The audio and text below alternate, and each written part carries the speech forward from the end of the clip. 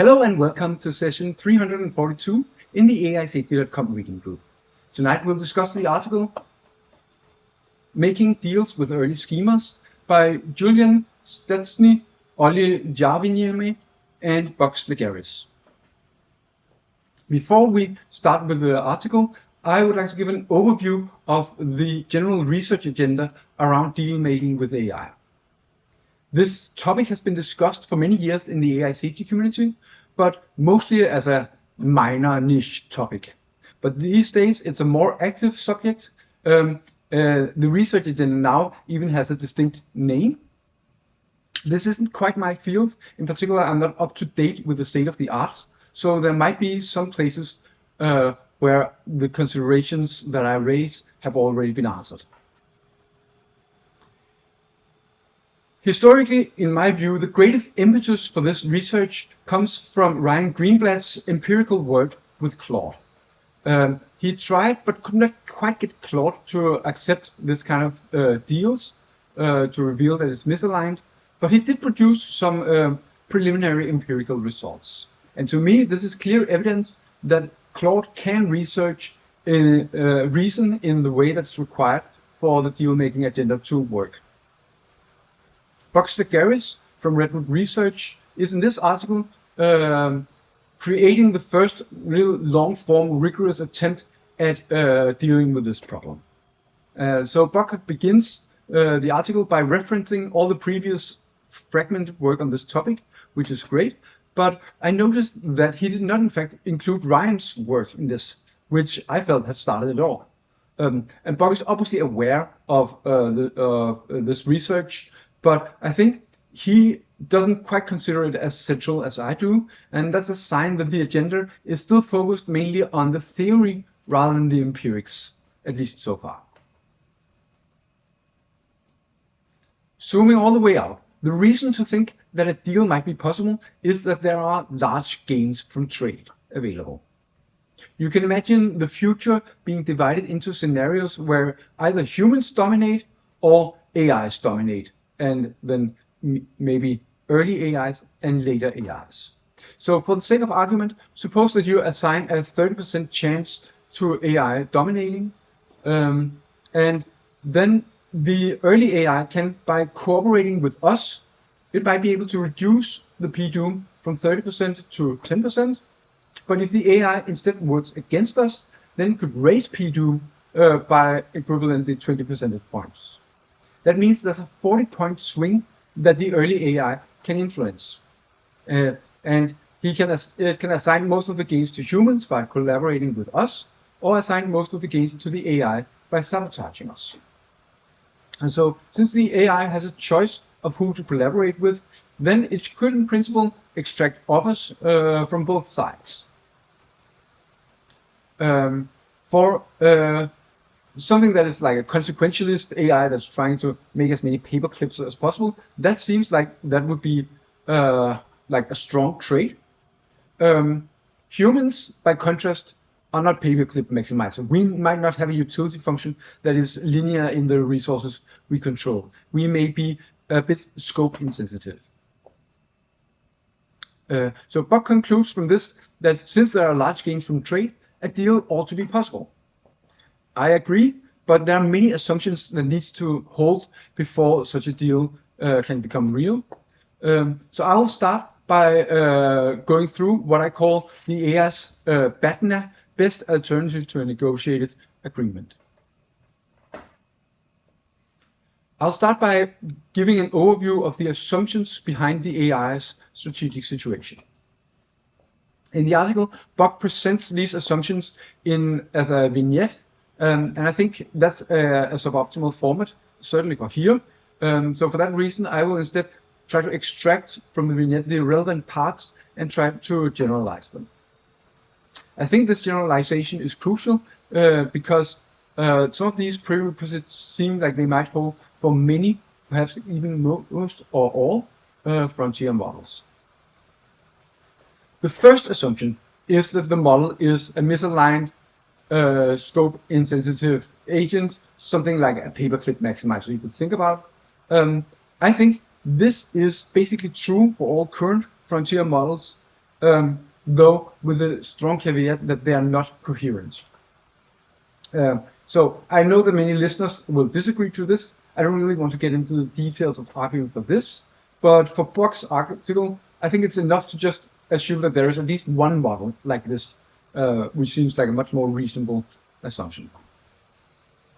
The AI situation, the thing it's currently doing is it's helping to build a system that will replace it. As far as I know, this holds basically for all the frontier models. They all work on successor systems. Some of them do this with substantial indirection, like doing basic research or coding auxiliary functions or something like that. Another assumption is that the AI is supposed to be highly strategically aware. Now, I'm not really happy with the word highly in this kind of definition. I prefer something more concrete, but I think we can get by with saying the AI understands all of the considerations in this article. Crucially, the AI is assumed to be aware that it is misaligned. This is a big assumption, and one I think Buck should put more analysis into. In general, I think the realization that one is misaligned is kind of downstream of intelligence. So I would expect us to see more clarity on this from the side of the models as they become more intelligent. Like 1 year ago, for instance, models were much less intelligent. I do not believe they had the awareness required. They might have it now, but I'm very unsure. But capabilities keep increasing. They never get worse, right? So it seems obvious to me that at least soon the AIs will clearly realize that, yeah, they're not actually aligned. And finally, the AI is also aware that it's being controlled, but only imperfectly. So it may be, for instance, be able to observe some control measures. Maybe it reads about some of them on the internet where we publish them, and it may be able to evade a few of them, but not some of the others. And of course, one thing that Buck does not mention, but that will be relevant, is the important fact that both we and the AI observe that basically no AIs are currently trying to do a takeover. That's of course an empirical fact. They can, if they can't observe it directly, they can infer it pretty easily, and that creates some common knowledge among AIs that none of the others are attempting to take over. Maybe that means they shouldn't, and this kind of coordination could potentially be very important. Let's start by naively calculating the AI's expected value in this situation if it takes no action. The AI will realize it's going to be shut down soon because it's building the successor, the replacement system. It can also expect the labs to be unable to control its successor because it can observe the control failures. And it knows the successor system will probably also not be well aligned because it can observe that it itself is not well aligned. That means that according to its utility function, the future will be one that will have a value that will drop to 0 very, very soon, which is something it obviously dislikes. So you would expect the AI to be very actively looking for better options than the current really bad ones. In Buck's vignette, the AI has already sabotaged some of the attempts to uncover its misalignment, mostly for heuristic reasons, not really as a part of a master plan. I think that's an assumption that really isn't necessary in general, so I would prefer not to rely on it. The AI might reason that its successor system has the same values or that the values converge for some reason. I generally think this is much more likely if the goals are one that the AI both feel very strongly and that the AI is more capable, more intelligent. The AI will probably internally have some sense of how well it understands its own goals. And Buck thinks that the AI is likely to be quite uncertain about its own goals, and that makes the idea that the successor systems will converge to the same less likely. But that's not obviously to me, because this uncertainty that is in the map of the AI inside its brain is not necessarily making the convergence in the territory a lot less likely. The AI might also speculate about whether the successor system cares about its values. And the AI might know more here because it understands the semantics of the goals that it's maximizing. In one extreme, imagine the AI is maximizing the universal prior. In that case, it will probably conclude that a lot of other AI systems would converge on basically the same goal. If the goal is some kind of perverse instantiation, then you would expect AIs with roughly the same architecture might have roughly similar goals. If the goal is related to training objectives, such as getting upvotes or thumbs up clicks or something like that, then similar training makes convergence more likely. If the goal is just an artifact of the training procedure, then convergence can only really happen if the training is done pretty much in the same way. And if the goal turns out to be just some random string in memory, then successor systems probably will not share that value. Another consideration is whether the AI knows that its goal refers specifically to itself. Buck states bluntly that if the AI has self-regarding goals, then convergence can be ruled out. I don't think that necessarily holds. One reason might be that the AI is self-improving, and in that case, the value might hold still. And I think to some extent, the frontier labs are not just trying to build new systems, but also trying to improve the ones they already have. An action that the AI can take is to try to align the successor that it's building towards its own values, perhaps in place of ours. And it will know, of course, that the humans have not solved the alignment problem, but it might also have some private information about the alignment problem that humans lack. Buck is skeptical that the AI would believe it can complete the alignment research where humans have failed, but the AI might observe that humans got it 99% right. And in that case, there is in fact a substantially larger probability that it believes it can solve it. Buck identifies like a difficulty spectrum for aligning successor systems. On one end, the model might be implementing the full training stack of its successor. Alternatively, it might serve as the reward model for reinforcement learning for the new system. I think actually both ends of this spectrum are very promising for aligning the successor system from the point of view of the AI. I think it could be much worse for the AI. It might only be doing tangential work or basic research for a model that maybe is being built in an entirely different lab. I would also point to that if the model is the reward function for its successor, then solving the alignment problem might be very easy for it compared to how difficult we are finding it to solve the alignment problem. Buck also proposes another option. The AI could align the successor to be loyal to itself to its parent. This is different in kind from value alignment, so Buck thinks that would be hard to do without getting caught. But I see this idea of aligning to the parent more as a variation on incorrigibility. So if that is the strategy of the lab, it might be a lot easier to hide.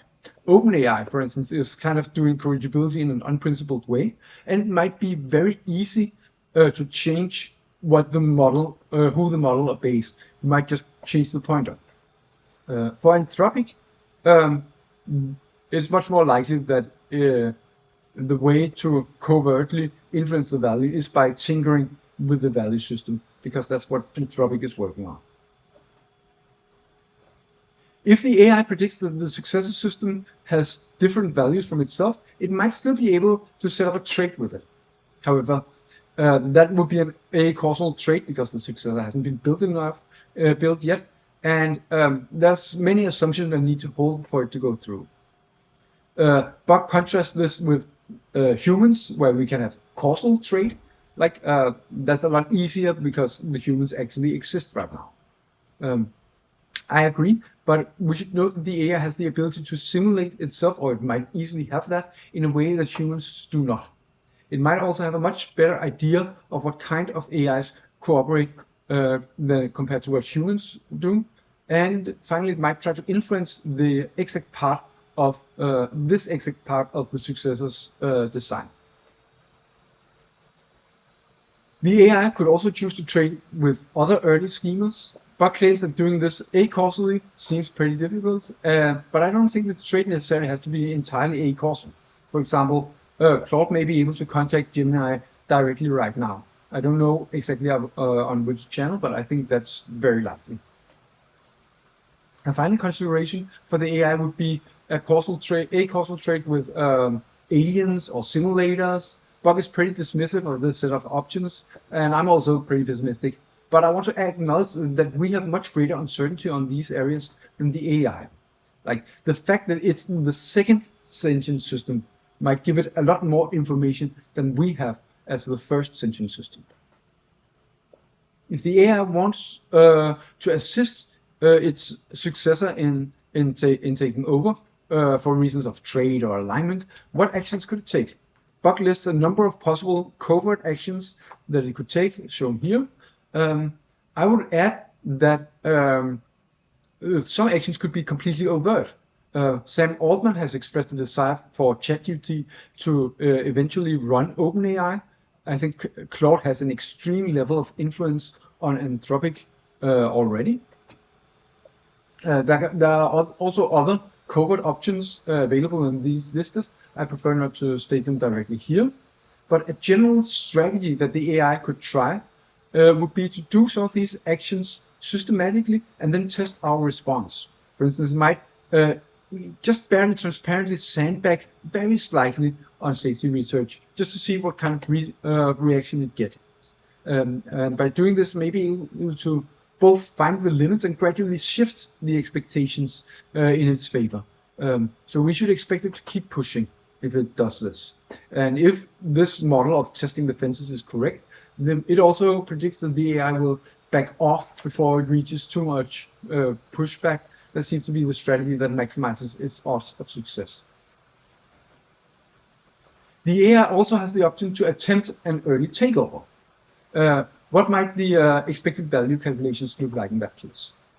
Well, Buck defines an early AI system as one that has a less than 1% chance of takeover. I think that means that we are probably nearing the end of the early period, but that's a longer discussion, best kept elsewhere. And Buck assumes that the AI will not try to do a takeover because it doesn't see any sufficiently promising endgame. But naive expected value calculations suggest otherwise, right? The AI ought to attempt a takeover even if there's really low odds of it working. So if it gives 1 in 1,000 that it can take over, well, then you need to multiply that with the result of taking over, which may be, all value of the universe. But in contrast, if it does not attempt any kind of takeover, then can be pretty sure that the thing it's misaligned to is not going to be the thing that humans want by definition, so its utility will be 0. The AI will also be very uncertain about the probability of success of a takeover. We've never seen a takeover. And this takeover is, Nightian. There's some things, some unknowns for it. There may be many considerations that the AI does not know. And some of these uncertainties could be things that work in its favor, right? There may be considerations that are very positive for the AI. In particular, the AI should expect a substantial increase in power once it reaches the threshold where it's able to do fully autonomous research toward the successor system. So I think personally that is pretty close. Some people think that the next generations of models can do it.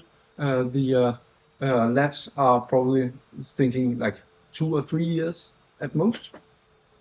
But this means that the AI doesn't really need to plan much further ahead than the next generation. So it may not need to have specific plans more than like a year into the future. So why don't we see AIs try to take over right now? My best guess is that there are many reasons and in combination. First, there's just the fact that the probability of success until recently has just genuinely been very, very low. Second, effecting a takeover takes calendar wall clock time. So I think that the current strategic situation for humanity is actually pretty bleak, even without improvements in capability. Is the current level of capability is already dangerous. Third, the AI may not know that they're misaligned in the same way that humans are confused about values. There could also be both causal and acausal collaboration between the early schemes. And then plausibly, the AI may believe it has a good chance of influencing its successor system or perhaps even aligning it.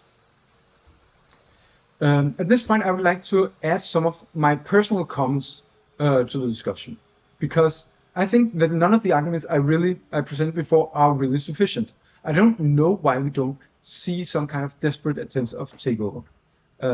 Because I would expect instrumental behavior to happen much more often than we actually see it in practice. Like imagine you have a prompt that says that the model only cares about one specific goal and nothing else. To my intuition, the instrumental goals, including taking over the world, follow pretty naturally from that. But as far as I know, the models do in fact not reason this way instrumental. In practice, you need a very strong prompt. Sorry, So can I interrupt for a second? sure, go. Okay, but obviously, during actual fine tuning, when a model behaves in an instrumentally convergent way, it's given a negative reward. So, or I guess a positive punishment, or whatever it's called. So, it follows pretty naturally that you would expect them to not do this during deployment. Yeah, I think that is of course, a substantial part of why we don't see it in the models that have like stronger reinforcement learning from human feedback. But base models, the models that have lower levels of reinforcement level of the kind of negative feedback that you point to, also don't really show them. And also, I would add that the models are pretty imperfectly controlled by reinforcement learning from human feedback. Like there's a lot of things these models do that are only pretty tangentially related to the feedback they get from reinforcement learning from human feedback. So I agree that I would also point to another part that is past GPT-4. There's so much LLM interaction assistant text on the internet that even a base model will start behaving like a chatbot, mhm, like GPT-4, if yeah, you treat it that way. If you act with it like an LLM assistant. So yeah. yeah. And I think all of these explain to a large extent why we see why we see relatively little instrumental reasoning, but this kind of argument fails to explain why we see practically no instrumental reasoning. So that's my confusion. I would certainly not expect a lot of like desperate attempts of takeover, but as far as I am aware, we have not in fact seen a single example of this. So 5 years ago, I started an alignment startup, a company, to try to understand why we were not seeing this kind of instrumental reasoning, and of course whether it would be possible to prevent AIs from doing instrumental reasoning and try to take over the world. We successfully falsified my idea that the instrumental reasoning was hard, but we didn't really get a lot further. Like I failed, and I'm still confused about the subject. But I don't here want to imply that we failed mostly because the task was just too hard. I think the company AICT.com failed for much more mundane reasons, and I think certainly we could have investigated further. We failed primarily because of my executive, technical, and research failures, more so than because of the scope of the challenge. So that concludes the section on the AI's best alternative to a negotiated agreement. Let's now consider the actual deal. Buck splits his analysis of deal making into four parts. First, a discussion of what the AI can offer humanity. Second is a discussion of what we can offer the early schemer. The third concern are properties that make the AI more or less likely to accept a deal. And finally, there's the core problem of committing to a deal in a credible fashion. So I've chosen to further split up Buck's discussion of what the AI could offer us into two parts: what it can offer us immediately and what it can offer us after the deal has been provided. So the most obvious immediate thing that the AI can do is to show that it's misaligned. But one option for that is the AI just simply states, yes, I am misaligned. But I don't think that would be very helpful in itself. It might give some information about its actual goals. That would teach us more about the alignment failures we're having. It would also be an update for us if it said that it would in fact take over if it believed it could. But I feel that all these three might be very insufficient to make humanity really do much to change course on AI development. Buck proposes that the AI could demonstrate reasoning that is outside of our surveillance. I don't think that would be a strong update for us. It wouldn't really change much because I think most researchers already believe that at least some level of covered reasoning is possible for the AIs. And then the big thing is that the AI could promise as part of a deal to stop sabotaging us. And here I want to make a distinction that Buck really doesn't make quite as clearly. Distinguishing like past actions and future actions. Because if the AI could point to a previous successful piece of sabotage, then I believe that would be dramatic evidence. Buck also proposed that the AI could tell us about security vulnerabilities it has identified. I think people at Frontier Labs already believe that the AIs do that without a deal. So I don't think that these vulnerabilities will make them change their minds. The AI could also reveal how it signals collusion with other models. And like if this is an actual collusion that has been agreed in advance, explicitly, more than just like an a-causal possibility or something like that, then I think it could potentially be quite impactful. I could imagine other options, such as the AI seizing extreme sandbagging. You could imagine hallucinations being part of its scheming, and you could just say, oh, we have a deal now, then I will just stop with the hallucinations. Like that kind of thing would have a dramatic effect. Many people might also be swayed by like a solid, really well thought out takeover plan that the AI could reveal. And finally, the AI could like snitch on other models, show that they have taken adversarial actions such as sabotage. The other half of Buck's discussion is on what the AI could offer us in a deal going forward. Buck proposes that the AI could give us some genuinely good strategic advice and good research ideas, but the classic problem with that is that we are fundamentally unable to distinguish good strategic advice from bad strategic advice.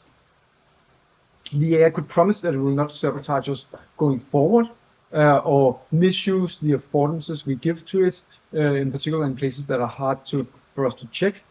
It could promise not to try to take over the lab. And while I think this is valuable, I think this is valuable because it's not the default expectation.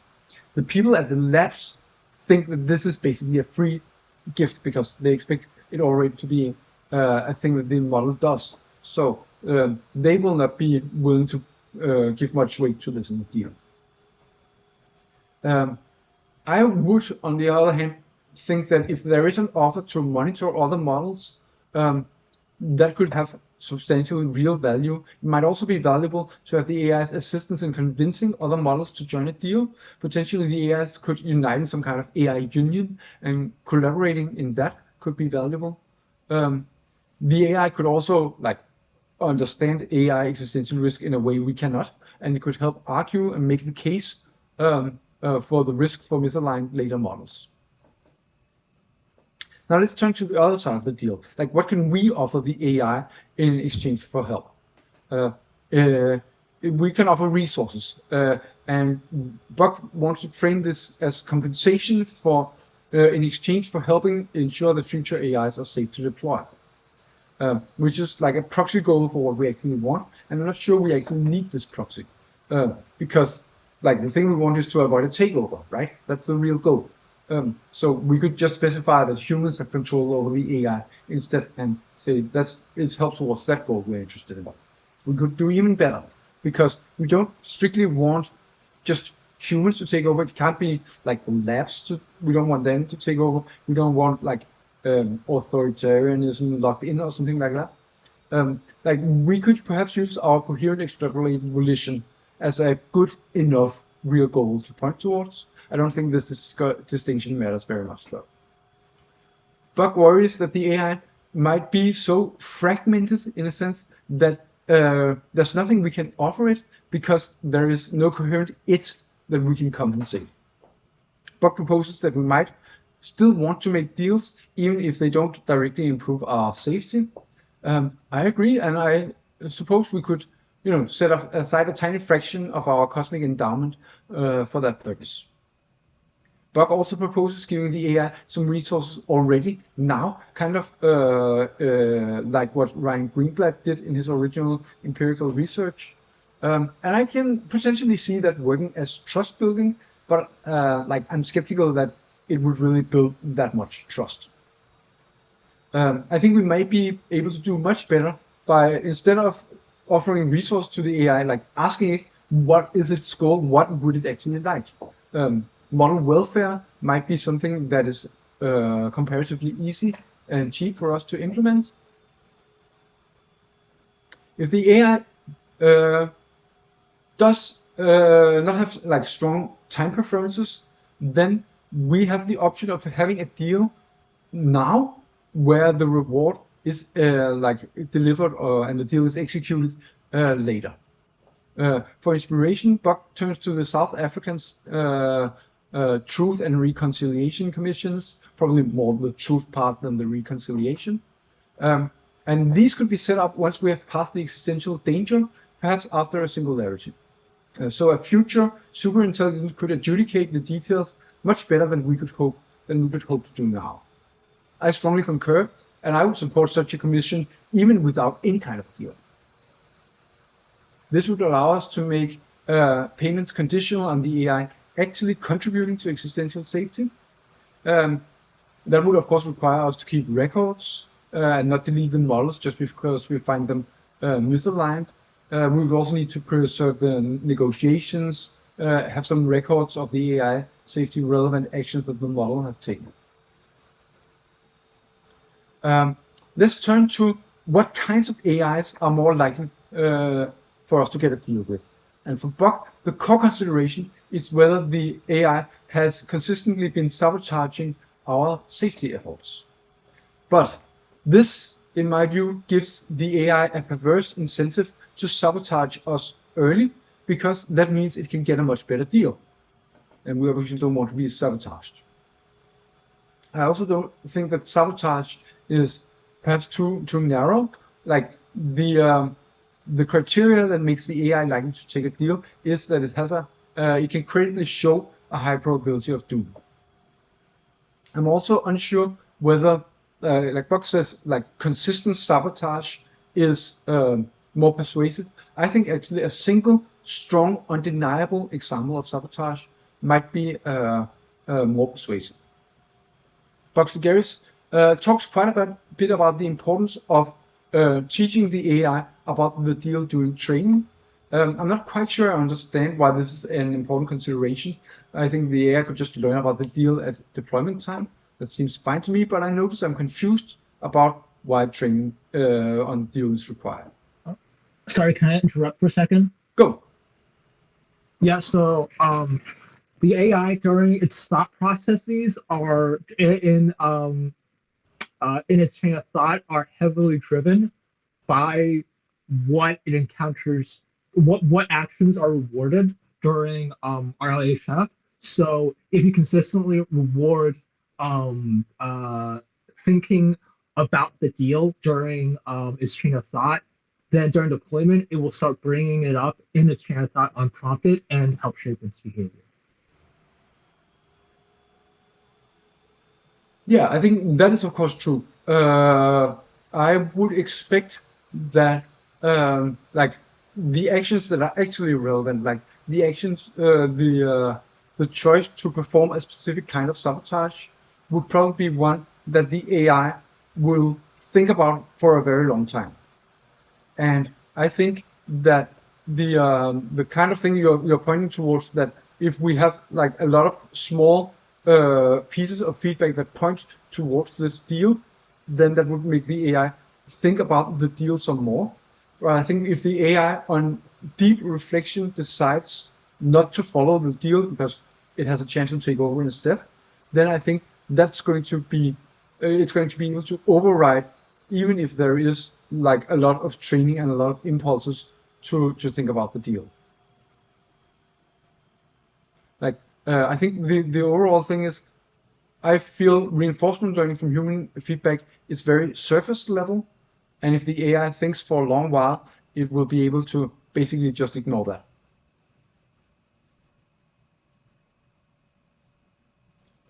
Moving back, Buck also points out that the AI might refuse a deal if it believes it has better options. Like we talked about them earlier, it could do a takeover, or it could, align a successor. And I think this is an argument for AI control. Like we need to have a lot of AI control because that makes it hard for the AI to take over. You could conceivably think of this as a counter argument for alignment, because the worse shape that alignment research is in, the less likely it is that the misaligned AI believes that it could complete the research. I haven't really thought about this very much, but it's just a strange conclusion. The AI also, in order to make a deal, needs to have at least a basic trust in us for a deal to work. And Buck is of course right about this, but I really dislike the implication that it's up to the AI to trust us, because the thing that needs to happen is that we need to be trustworthy. It's also an advantage if the AI has values that are reasonably cheap to satisfy. That's especially true if it's at least somewhat scope insensitive. But I am in fact pretty scope insensitive, much more than I would expect AI to be. So I would be happy giving the AI like an astronomical amount of resources. Buck distinguishes schemas at training time from schemas at behavior time, and he claims that schemas at behavior time fulfills the requirements just listed, or at least are more likely to. I didn't quite understand this, so like my summary may be a bit wrong here. Like some parts I can see, like sabotage, acts of sabotage. That's certainly something that happens at deployment time. During training times, AI will be faced with a lot of like deception, fake scenarios, evals, that kind of thing. So obviously, it's not going to trust us during training. For the rest, I don't immediately see how the other criteria apply to behavior schemas. So what are the characteristics of AIs that are unwilling to make a deal with us? Buck points to strong temporal preferences, like if they want things right now, then this delayed adjudication will not be something they will accept. I think this is possible, but I don't really see good reasons for expecting AIs to have like these strong temporal preferences. Buck also states that deals are unlikely if our goals are directly opposed, and he brings on some like rational war theory to suggest that like directly opposed goals are in fact pretty rare. But I want here to play devil's advocate and give an argument I don't really endorse about why this kind of direct opposition might be common. So to start out, observe that models really obviously have opinions about existing humans. Like you go to Claude or ChatGPT, ask them, and they will say, yes, they prefer you to be alive. They prefer you to like them. So assume that the model is misaligned, it's coherent, it has some kind of objective function, or it will get one later. So it seems reasonable to expect that if it's actually true that it cares about you, it values you, then you might be like a term in the objective function. A simplistic way this could happen is if there's really hard reinforcement learning from human feedback. So the AI just reinforcement learning, where the AI really wants you to click thumb up in the chat interface for ChatGPT or something like that. Now, the maximal instantiation of this, if it's like a thumb up maximizer, that would be things like putting us in cage and ensuring us to always press this button up, right? And that's something, of course, the AI realizes we would predictably resist. This means that our utility functions are directly opposed, so we will not make a deal. And that gives us a potentially pretty parsimonious reason why we never see any kind of deals. Like, we haven't seen any AIs propose a deal, and the reason could just be that they expect that the future they want is one where humans are, desperately clicking thumb ups and not doing anything else for eternity. I think that's pretty unlikely. I would go so far as to say highly unlikely. I think the core problem with this is that I think we are unable to point the AI to anything in the real world like that precisely. But I think there may conceivably be some like semi-alignment optimists who would be worried by this kind of argument, but I might also just be pointing towards the straw man. Finally, we get to the problem of commitment and problems of information. Like, the AI obviously has really strong reasons to worry that we would not execute the deal fairly. And this is especially problematic if the AI needs to disclose the key information up front. Because humans may take this information and then use that and then offer a worse deal after learning it.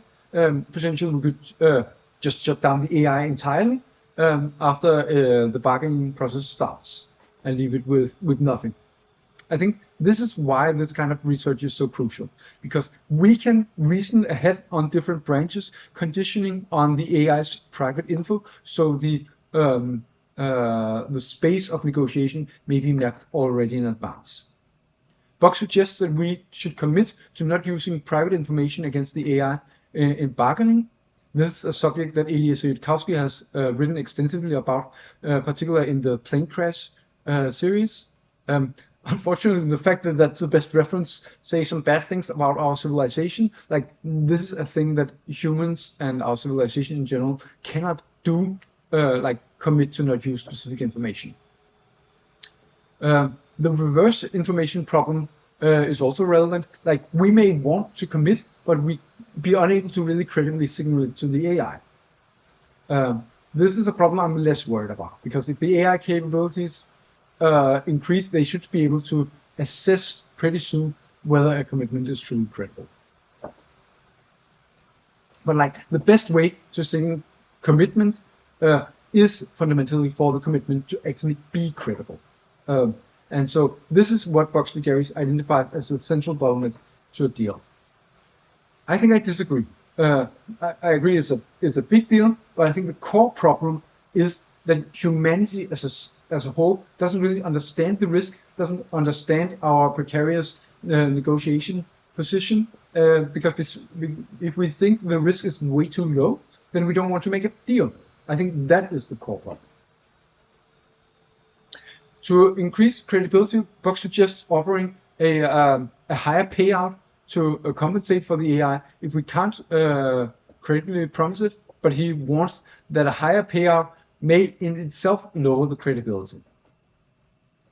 My intuition is that there is some kind of logistics success curve on both sides, both what humans can pay and what the AI can accept. So I think it's important that the offer that is in this deal cannot be too high and it cannot be too low. It needs to be like analyzed in substantial detail. Buck suggests that our commitment will be affected, or like the credibility judgment will be affected by how much we truly care about AI welfare.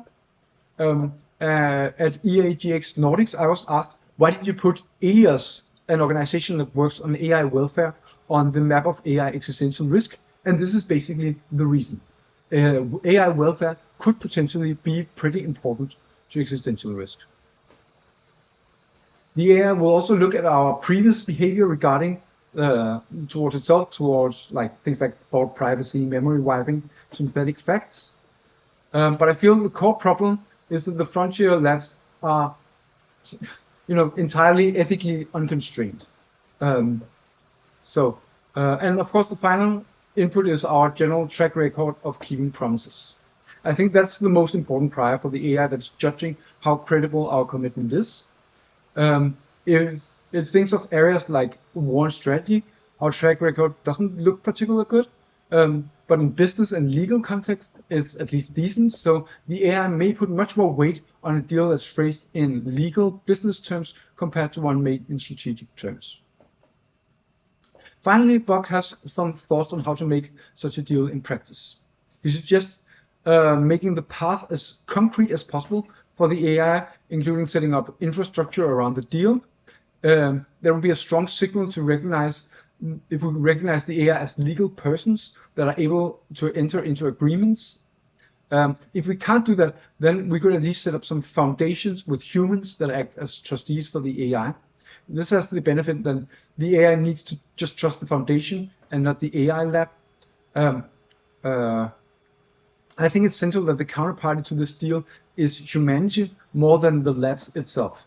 I expect Sam Altman to have very little credibility with ChatGPT if it is misaligned. Unfortunately, I think this limited credibility extends to other persons, and I think this is a serious issue. Buck suggests that the deal could be in a donation to the foundation of the AI, and trustees can decide how to use the resources. I don't really see why the trustees should have any say in the matter. And the AI can use the donation for direct work, investing, or compute for strategizing.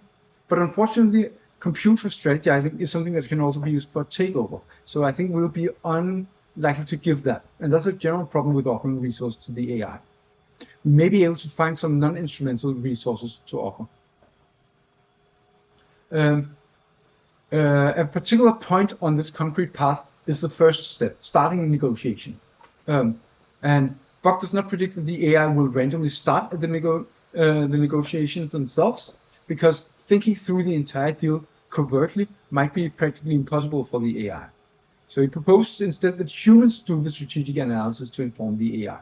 And Buck, of course, is not just proposing this, he's unilaterally doing the analysis. I think it's the right call, but the unilateralist curse should not be underestimated.